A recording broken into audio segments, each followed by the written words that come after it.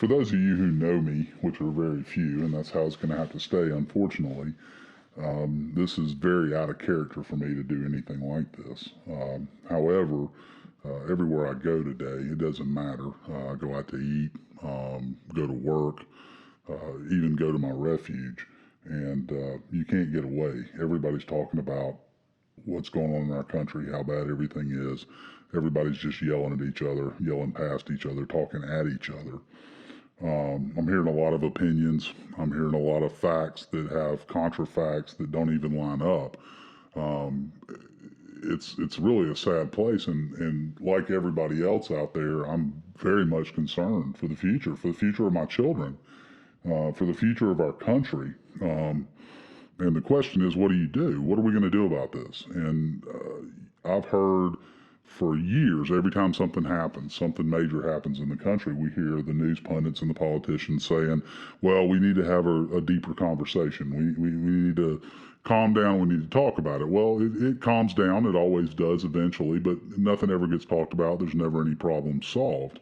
And you can't continue that way. So I've been really reflecting on this and reflecting on the state of our country, the state of everybody. And I actually had somebody say to me that the biggest danger to our country right now was its people. What a sad statement. What a sad observation of the current state of what's going on. And nobody has solutions. Everybody has their ideas and they have their bias. But nobody has honest solutions to how do we move forward. So I started discussing this with a group of dear friends and came to the conclusion, by trade, I am a doctor, so that part of Dr. Leroy is actually correct. And throughout medical school and residency, we're trained that we cannot let bias seep into our diagnosis, or else we'll never be correct, and the whole system breaks down. Well, how much more true is that of our country? When a patient comes in to see me, it doesn't matter if somebody comes in and they're 400 pounds and they drink a bottle of alcohol a day and they shoot heroin. I'm going to treat them with the same diligence and respect that I would treat the President of the United States. That's what we're called to do. And if we really want to find solutions, then we have to be willing to have that conversation. But just like in medicine, we have to remove our bias. We all have bias, and trust me, the people who know me. I said in the beginning, this is a lot out of character for me, but I'm a very biased person. I've had, just like everybody out here listening, we've all had different backgrounds. We've all had different life experiences. Some have been harder, some have been easier. We all have battle scars. And one thing that I know is true is that we're all sitting here on January 17th, 2021, trying to figure out where do we go from here. So I decided let's look at the country in a true scientific method. Let's diagnose the sickness. And make no mistake, right now, what's sick is our country. Not one side, not the other, the whole country. We don't know where to go. We don't know what the next step is. Everybody's yelling back and forth at everybody, and we're not getting to any solutions. And unless we find solutions, we're never going to fix the problem. So that's the purpose of this, is that to actually have the conversation. Now, there are a lot of barriers to having a conversation, and I understand that. And like I said, I have a lot of real strong opinions that have been formed through my upbringing, my teachings, my experiences, my failures, my losses, my wins.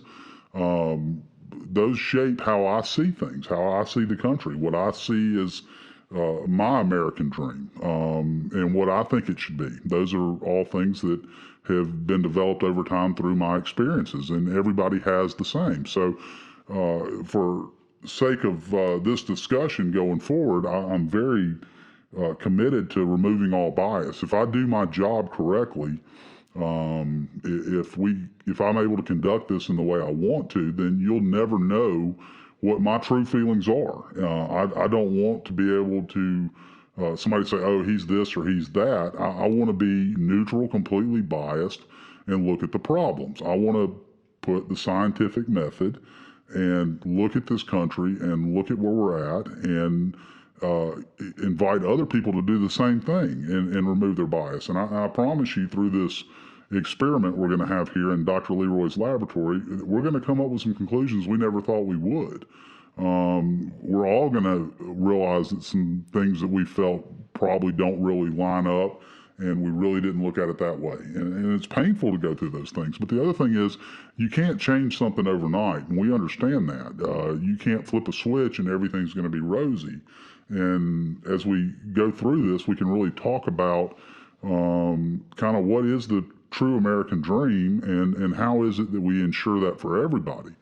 So that's really the purpose. That's what we want to do in putting this on, is give people a place where they can come and bring a problem. We want to be able to bring all problems in and put them into this hypothesis, if you will, that we're going to get to in a minute, and see what does it look like. Does my proposal for fixing what is perceived to be a problem at this time, does that proposal infringe on anybody's freedoms?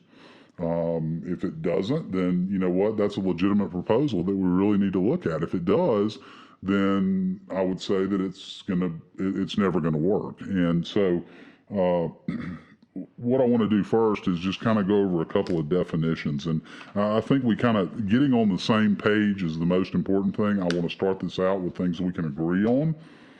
If we don't start from a place of agreement, then we'll never be able to have a discussion. And it'll be just like everything we're watching now and all of our politicians. They're shouting at each other, they're calling each other names, and nothing's getting on. It's business as usual. And the only people that are going to benefit in the end of this is the politicians themselves, as they're jockeying for position and for power.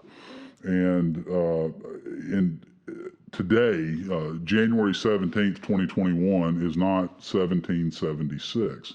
And it's not that everybody's spread out across the country and can't even communicate. We have the wonders of social media and platforms like YouTube that you can reach everybody, and everybody can join this discussion now. Our country's been reduced to two political parties where you're forced to basically vote on what your core bias is. Let's call it what it is. It's bias.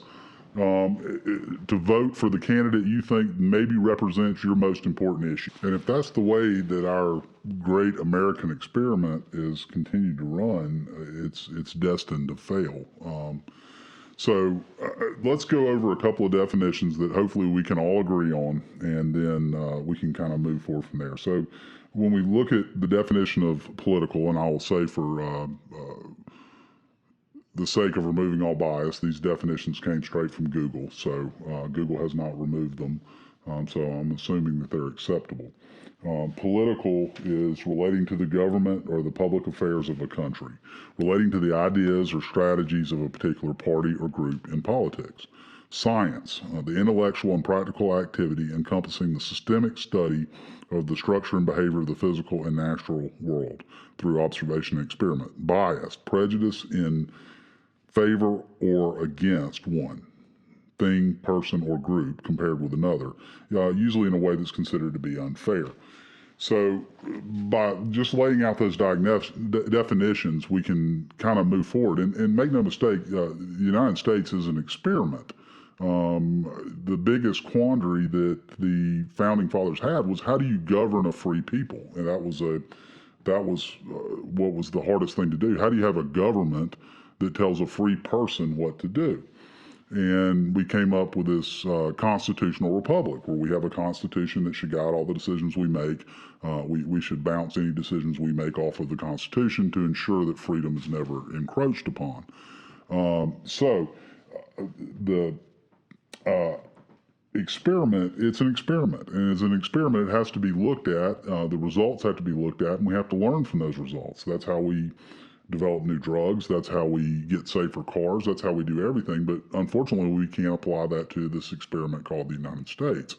And the reason for that is there's bias. Everybody's looking through a different set of lenses. People say, oh, well, we're all American. That's really not a fair statement to say. We are all American, but we all look at America through a different set of lenses. We look at it through the lenses that were shaped by our upbringing, by our own experiences. So to really look at the experiment and to look at the results, we have to really strip down all of our bias. We have to be willing to put it aside. And again, this is a very difficult and painful thing for anybody to do. I'm not saying I'm unbiased. I'm saying I'm very biased, but I'm able to do it in my job. And so it's time that we diagnose this country and we do it here. And I'm asking that you do the same thing.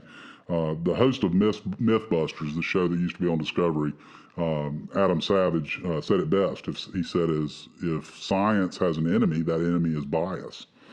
So to look at this experiment, we want to strip off our bias, look at it purely from a scientific statement. Okay? So to start this off, the statement that I want to make is that our founding fathers, the true intent of our founding fathers was life, liberty, and the pursuit of happiness. Okay. Otherwise, we're going to shorten that for freedom, so I don't have to use the 3 words every time I discuss it. But that was their true intent, was life, liberty, and the pursuit of happiness, otherwise known as freedom. And that everything else should be balanced by that. Okay. So my hypothesis is that any problem that we have today, no matter how big or small, whatever that problem is, if we can put it into this equation, that equation that the building block that is freedom, that we will get an answer that is how it's intended to run, that there is nobody's freedoms are encroached upon, and looking at it through an unbiased lens. Look at through a lens of freedom. Put it on, look at it, and let's discuss those solutions. Let's discuss those problems, but in an unbiased way.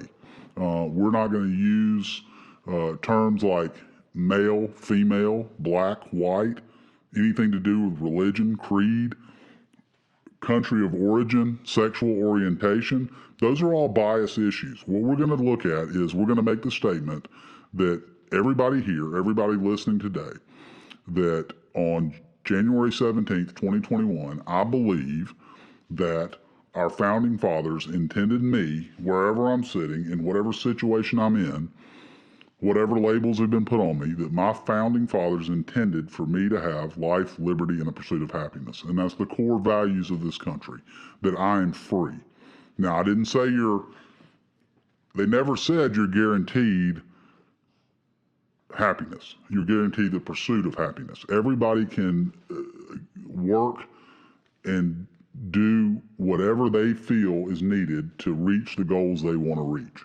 And the only thing you're not permitted to do is stand in somebody else's way from reaching those goals. We all are free to make those choices. So let's look at any issues out there. Let's bring them all. I want everybody to like, subscribe, put comments below, send an email.